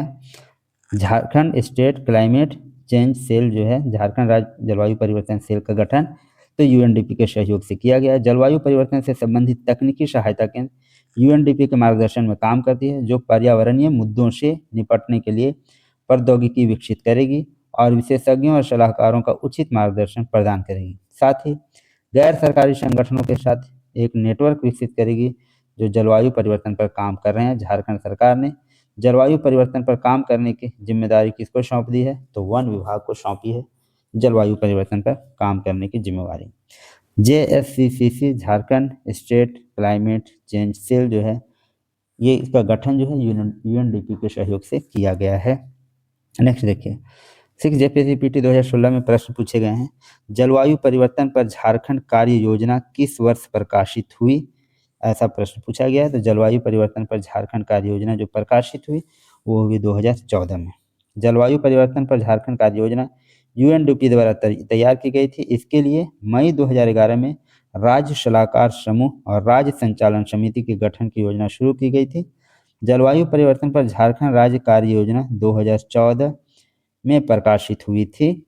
झारखंड के जलवायु परिवर्तन कार्य योजना का मुख्य उद्देश्य क्या है? तो आर्थिक विकास को प्राप्त करना, गरीबी को कम करना और रोजगार के अवसरों को बढ़ाना, ये है झारखंड राज्य कार्य योजना 2014 का मुख्य उद्देश्य, जिसका प्रकाशन कब हुआ? तो 2014 में। नेक्स्ट देखिए question 7th to 10th JPCPT 2021 में पूछा है, JAPCC द्वारा जलवायु परिवर्तन पर राष्ट्रीय योजना कब जारी की गई? तो राष्ट्रीय योजना कब जारी की गई? देखिए यहाँ पे भारत सरकार ने जलवायु परिवर्तन पर राष्ट्रीय कार्य योजना औपचारिक रूप से कब जारी की? 30 जून 2008 को जारी की। जलवायु परिवर्तन पर अपनी राष्ट्रीय कार्य योजना के तहत भारत ने 8 राष्ट्रीय मिशनों को शामिल किया, जो एक समयबद्ध कार्यक्रम के साथ दीर्घकालिक बहुआयामी एकीकृत दृष्टिकोण का प्रतिनिधित्व करने वाले लगभग हर क्षेत्र को कवर करता है। जलवायु परिवर्तन पर झारखंड कार्य योजना 2014।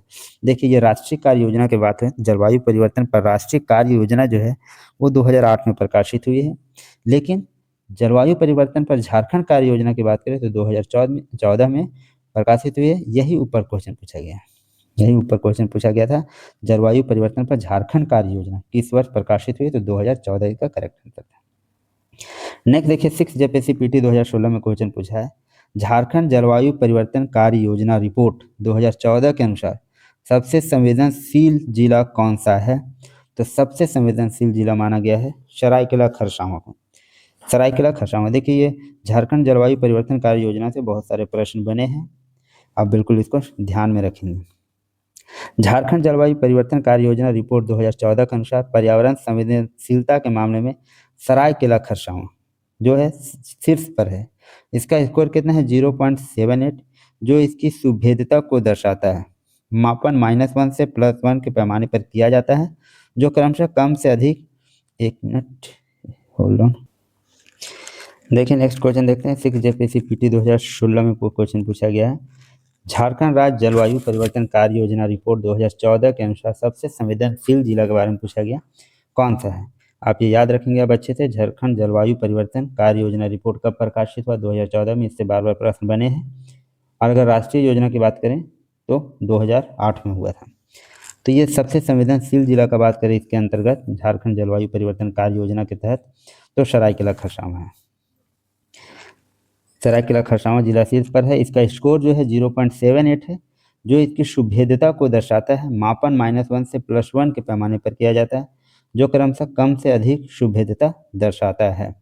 तो सबसे संवेदनशील जिला हम लोग का सरायकेला खरसावां है। इसका रैंक याद रखेंगे, स्कोर याद रखेंगे कि 0.78 है। नेक्स्ट देखिए 6 JPCPT 2016 में क्वेश्चन पूछा, जलवायु के प्रमुख घटक जो झारखंड राज्य के वन के क्षेत्र के जलवायु को प्रभावित कर रहे हैं, ये प्रश्न पूछा गया। तो आधारभूत संरचना के विकास की कमी, जंगल की आग, सिंचाई की कमी। तो देखिए वन क्षेत्र का बात हो रहा है, तो कौन होगा? जंगल के आग जो हैं वे जलवायु को अत्यधिक प्रभावित कर रहे हैं। वन क्षेत्र के बारे में पूछा गया। नेक्स्ट क्वेश्चन देखते हैं, इसका डिस्क्रिप्शन देख लें। जंगलों में आग जलवायु का एक प्रमुख घटक है, जो राज्य के वन क्षेत्र जलवायु को अत्यधिक प्रभावित करने में महत्वपूर्ण भूमिका अदा करता है। झारखंड एक वनाच्छादित राज्य है। यहाँ शुष्क पतझड़ वन सर्वाधिक पाए जाते हैं।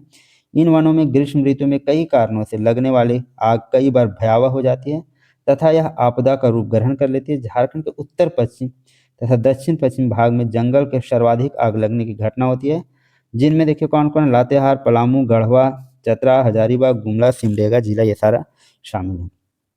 महुआ वगैरह जो चुनने जाते हैं उसके कारण भी लोग आग लगा के छोड़ते हैं। इससे भी जंगल की आग की समस्या झारखंड में बनी हुई है। नेक्स्ट देखिए क्वेश्चन 6 जेपीएससी 2016 में क्या प्रश्न पूछा गया? झारखंड राज्य में जंगलों के सुरक्षित वन के रूप में वर्गीकृत करने का उद्देश्य है। तो सुरक्षित वन के रूप में वर्गीकृत अगर कर रहे हैं तो इसका मतलब क्या होता है? बिना अनुमति सभी गतिविधियों पर प्रतिबंध। मतलब कोई भी गतिविधि के लिए आपको पहले अनुमति लेने की आवश्यकता पड़ेगी। ये सुरक्षित वन होते हैं। अब देखिए 3 तरह के वन होते हैं, सुरक्षित होते हैं, आरक्षित होते हैं और एक अवर्गीकृत होते हैं। सुरक्षित वन हो गए बिना अनुमति सभी गतिविधियों पर प्रतिबंध, आरक्षित वन हो गए सभी गतिविधियों पर प्रतिबंध, मतलब उसमें अनुमति का कोई बात ही नहीं है, सभी गतिविधियों पर प्रतिबंध रहेगा। और अवर्गीकृत वन हो गए जो सुरक्षित और आरक्षित में नहीं आ सके। इसके बारे में हम लोग देख लेते हैं। भारतीय वन सर्वेक्षण रिपोर्ट 2021 के अनुसार झारखंड के कुल क्षेत्रफल के 23,721 वर्ग किलोमीटर क्षेत्र पर वन पाए जाते हैं, जो राज्य के कुल क्षेत्रफल का कितना है भाई? तो 29.76%। झारखंड में रिकॉर्डेड वनों की 3 श्रेणियां हैं। कौन कौन है भाई? सुरक्षित बोलिए या संरक्षित वन बोलिए, आरक्षित वन बोलिए या फिर अवर्गीकृत वन। अभी हम लोगों ने समझ लिया संरक्षित वन क्या है, तो बिना अनुमति सभी प्रकार की गतिविधियों पर प्रतिबंध रहेगा, ये है संरक्षित वन या फिर सुरक्षित वन आप बोल सकते हैं। आरक्षित वन क्या होंगे? किसी प्रकार की गतिविधियों पर पूर्णतः प्रतिबंध, कोई गतिविधियों पर पूर्णतः प्रतिबंध रहेगा, अनुमति की कोई बात ही नहीं है, किसी प्रकार की यहाँ पे गतिविधि नहीं की जा सकती। और वैसे वन हो गए जो आरक्षित और संरक्षित में नहीं आ गए तो उसको अवर्गीकृत वन कहते हैं। इस प्रकार के वनों में किसी भी प्रकार का प्रतिबंध नहीं होता है। ठीक है, नेक्स्ट देखिए क्वेश्चन 6 जेपीएससी 2016 में प्रश्न पूछे गए हैं। झारखंड राज्य आपदा प्रबंध प्राधिकरण JSDMA, Jharkhand state disaster management authority, ये वह किस वर्ष का गठन हुआ? ये प्रश्न पूछा गया आपसे, तो ये किया गया 2010 में। झारखंड के सभी जिले किसी न किसी आपदा से ग्रसित हैं। ये आपदाएं प्राकृतिक या मानवजनित दोनों प्रकार के हैं। इन आपदाओं में सूखा हो गया, लाइटिंग हो गया, तड़ित वगैरह जिसको हम लोग बोलते हैं, खनन दुर्घटना हो गया, जंगल में आग का दुर्घटना हो गया या फिर हाथी का आक्रमण है, ये सारे आपदाएं जो हैं झारखंड के 24 जिले जो हैं किसी न किसी आपदा से ग्रसित हैं। झारखंड राज्य में इन आपदाओं से निपटने के लिए क्या किया गया है? तो झारखंड राज्य आपदा प्रबंध प्राधिकरण का गठन किया गया और ये गठन किया गया 28 मई 2010 को किया गया। इसका गठन आपदा प्रबंधन अधिनियम 2005 की धारा 14(1) के आलोक में किया गया। याद रखेंगे, इसका गठन तो हुआ है 28 मई 2010 को, लेकिन इसका गठन जो है आपदा प्रबंधन अधिनियम 2005 की धारा 14(1) के आलोक में किया गया है। इस धारा के तहत राज्य के राज्यपाल को एक राज्य आपदा प्रबंधन प्राधिकरण का गठन करने की शक्ति प्रदान की गई। राज्य आपदा प्रबंधन प्राधिकरण का अध्यक्ष कौन होगा भाई? तो ये होगा मुख्यमंत्री होता है। ठीक है, और इसमें अधिकतम होते हैं 9 सदस्य। तो इंपॉर्टेंट फैक्ट याद रखेंगे। इसमें जो इम्पोर्टेंट फैक्ट है वो झारखंड राज्य आपदा प्रबंधन प्राधिकरण का गठन आप याद रखेंगे 28 मई 2010 किसके तहत? तो आपदा प्रबंधन अधिनियम 2005 की धारा 14(1) के तहत। और राज्यपाल को एक आपदा प्रबंधन प्राधिकरण गठन करने की शक्ति दी गई है। और आपदा प्रबंधन प्राधिकरण का जो अध्यक्ष होगा मुख्यमंत्री होंगे और 9 सदस्य होंगे, ये आप याद रखेंगे, इंपॉर्टेंट फैक्ट है। नेक्स्ट देखिए 6 जेपीएससी 2016 में प्रश्न पूछा गया है। आपदा प्रबंधन अधिनियम 2005 की कौन धारा? देखिए यही प्रश्न पूछ दिया गया। राज्य के राज्यपाल को राज्य में आपदा प्रबंधन प्राधिकरण स्थापना करने की शक्ति प्रदान किया गया है, तो कौन सा धारा का भी हम बात किए थे? 14(1). बहुत इंपॉर्टेंट है, डिस्क्रिप्शन बिल्कुल ध्यान से देखेंगे, याद रखेंगे फैक्ट को, ताकि एग्जाम में आपको मदद मिल सके। नेक्स्ट है, आइए हम लोग नेक्स्ट क्वेश्चन देखते हैं, क्वेश्चन नंबर 20, जो कि जेपीएससी बैकलॉग 2024 में पूछा गया है। झारखंड आपदा प्रबंधन एक्ट 2005 सेक्शन 20 के अनुसार, किस सेक्शन के अनुसार? तो सेक्शन 20 के अनुसार स्टेट एग्जीक्यूटिव कमेटी SEC के सभासद चेयरपर्सन कौन होते हैं? तो इसके सभासद चेयरपर्सन जो होते हैं SEC के, वो होते हैं मुख्य सचिव। झारखंड आपदा प्रबंधन अधिनियम 2005 की धारा 20 के अनुसार राज्य के मुख्य सचिव स्टेट एग्जीक्यूटिव कमेटी के सभासद या फिर चेयरपर्सन होते हैं। नेक्स्ट देखिए 6 जेपीएससी 2016 में प्रश्न पूछा गया है। NIDM रिपोर्ट के अनुसार झारखंड राज्य में कितने प्रकार के जलवायु क्षेत्र मौजूद हैं? तो NIDM के रिपोर्ट के अनुसार जो जलवायु क्षेत्र मौजूद हैं वो है 3। कितने प्रकार के जलवायु क्षेत्र मौजूद हैं? 3 प्रकार के।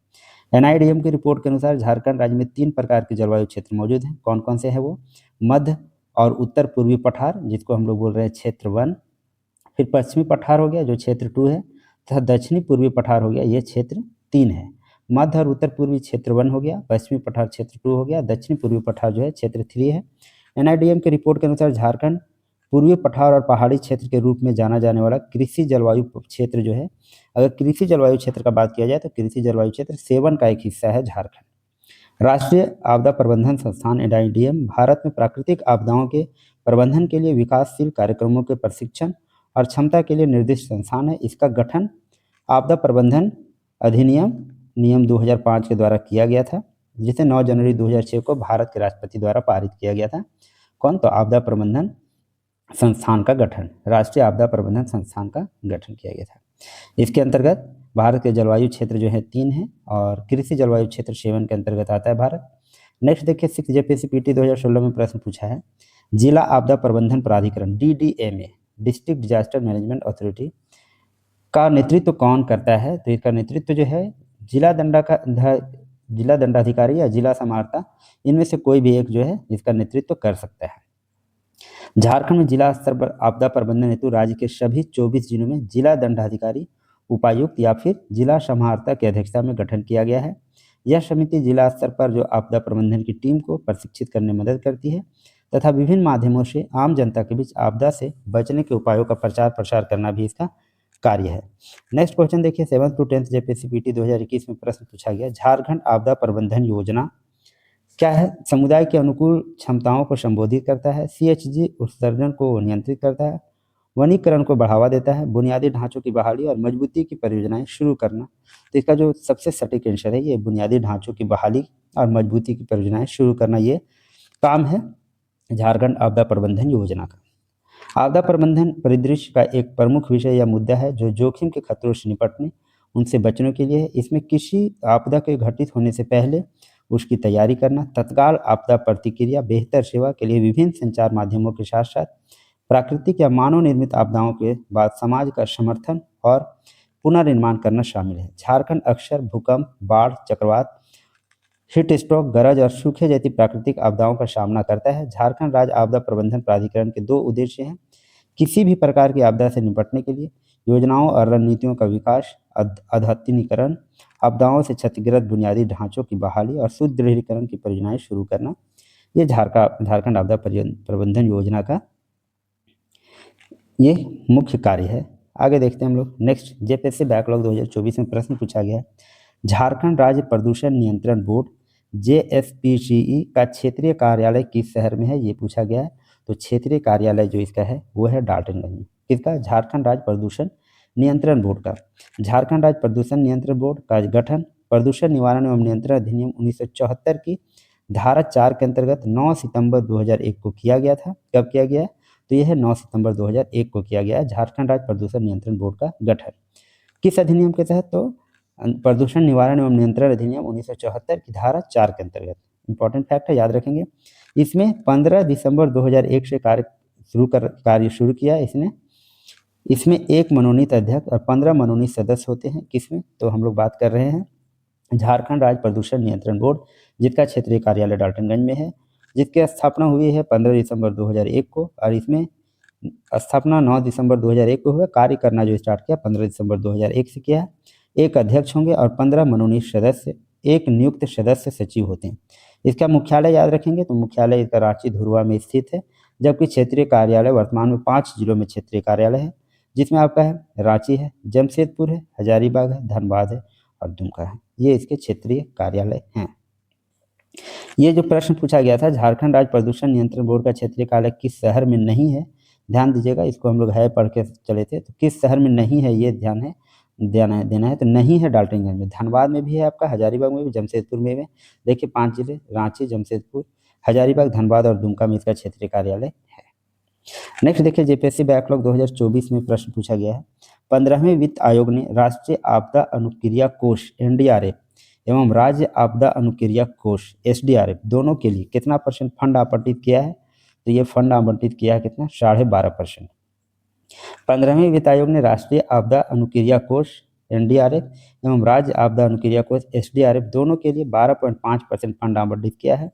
15वें वित्त आयोग का गठन भारत के राष्ट्रपति द्वारा नवंबर 2017 में एन.के. सिंह की अध्यक्षता में किया गया।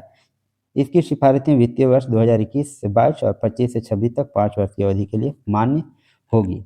तो 12.5% जो है एनडीआरएफ और एसडीआरएफ में फंड जो आवंटित किया गया है कितना है? 12.5%। नेक्स्ट प्रश्न देखते हैं। जेपीएससी बैकलॉग 2024 में पूछा है, झारखंड आपदा सहायता फंड 2015-20 की अवधि में झारखंड राज्य को केंद्र एवं राज्यों के अंशों सहित फंड आवंटित किया गया। तो ये फंड जो आवंटित किया गया, कितना किया गया, 2010 करोड़ रुपए का फंड आवंटित किया गया था 2015 से 20 की अवधि में। झारखंड आपदा सहायता फंड 2015 से 20 की अवधि में झारखंड राज्य को केंद्र एवं राज्यों के अंश सहित जो है 2010 करोड़ रुपए का फंड आवंटित किया गया। नेक्स्ट देखिए क्वेश्चन जेपीएससी बैकलॉग 2024 में पूछा है, झरिया पुनर्वास एवं विकास प्राधिकरण JRDA, Jharia rehabilitation and development authorization agency क्या होगा, झरिया पुनर्वास एवं विकास प्राधिकरण 55,000 परिवारों को खानों में लगी आग की चपेट से बचाव के लिए सुरक्षित केंद्रों को चिन्हित किया है। तो कितने सुरक्षित केंद्रों को चिन्हित किया है, तो 5 असुरक्षित केंद्रों को ध्यान से पढ़ने की आवश्यकता है। चपेट से बचाव के लिए कितने असुरक्षित केंद्र, तो 595 असुरक्षित केंद्रों का चयन किया गया है। किसके द्वारा, झरिया पुनर्वास एवं विकास प्राधिकरण के द्वारा 55,000 परिवारों को 595। देखिए नेक्स्ट क्वेश्चन पीजीटी 2023 में क्वेश्चन पूछा गया है, स्थिरता और कम कार्बन वाली अर्थव्यवस्था की दशा में बदलाव के लिए झारखंड राज्य ने जुलाई में एक विजन दस्तावेज तैयार किया, जिसका उद्देश्य कितने वर्ष तक जीरो कार्बन उत्सर्जन का है, तो वह है 2070 तक। नेक्स्ट इसका डिस्क्रिप्शन देख लेते हैं। स्थिरता और कम कार्बन वाली अर्थव्यवस्था की दशा में बदलाव के लिए झारखंड राज्य ने जुलाई में एक विजन दस्तावेज तैयार किया, जिसका उद्देश्य वर्ष 2070 तक नेट शून्य लक्ष्य प्राप्त करना है। नेट शून्य लक्ष्य सदी के दूसरे भाग में वैश्विक तापमान को कम करने के लिए अंतर्राष्ट्रीय स्तर पर सहमत एक लक्ष्य है। इसका मतलब है कि वायुमंडल में जो उत्सर्जन जोड़ा जाता है उसे कम करना और जो उत्सर्जन हटाया जाता है उसे बढ़ाना है। अर्थात नेट शून्य का मतलब है कि जो भी कार्बन उत्सर्जन होता है उसे वायुमंडल में उतनी ही मात्रा में निकालकर संतुलित किया जाता है। पेरिस समझौते के मुताबिक 2050 तक नेट शून्य तक पहुंचना है। भारत के प्रधानमंत्री नरेंद्र मोदी ने भारत का 2070 तक नेट शून्य उत्सर्जन का लक्ष्य निर्धारित किया है। तो ये हम लोग अभी देख रहे थे झारखंड में आपदा प्रबंधन से संबंधित कौन कौन से प्रश्न पूछे गए हैं आपकी परीक्षाओं में, आगे आने वाले एग्जाम के लिए भी बहुत इंपॉर्टेंट है। तो आप अपनी तैयारी बिल्कुल मजबूत तरीके से करते रहिए। धन्यवाद। अगर आपको चैनल अच्छी लग रही है, वीडियो कंटेंट अच्छा लग रहा है तो चैनल को लाइक करें, सब्सक्राइब करें और दोस्तों तक भी ज़रूर शेयर करें। धन्यवाद।